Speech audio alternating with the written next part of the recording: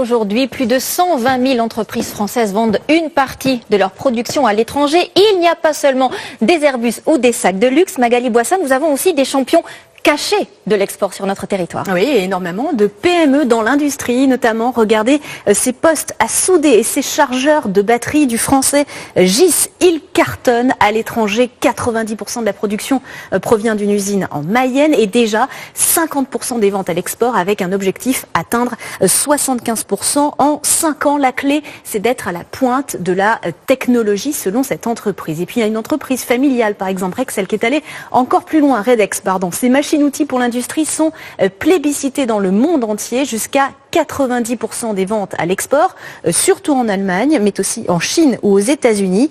Petit détail, il n'y a même plus de documentation disponible en français.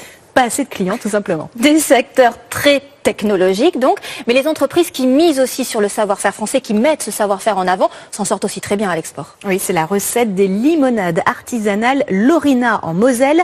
Le marché français des boissons rafraîchissantes, c'est vrai, recule chaque année. Eh bien, pas de problème pour cette PME française qui a adapté son produit. Regardez, de la limonade colorée en rose et aromatisée spécifiquement pour les Américains qui raffolent de la French Lemonade.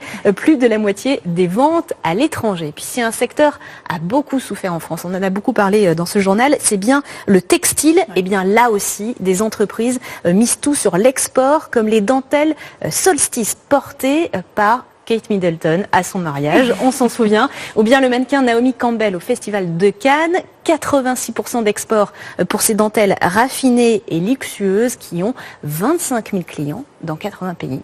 Beau résultat. Merci beaucoup Magali.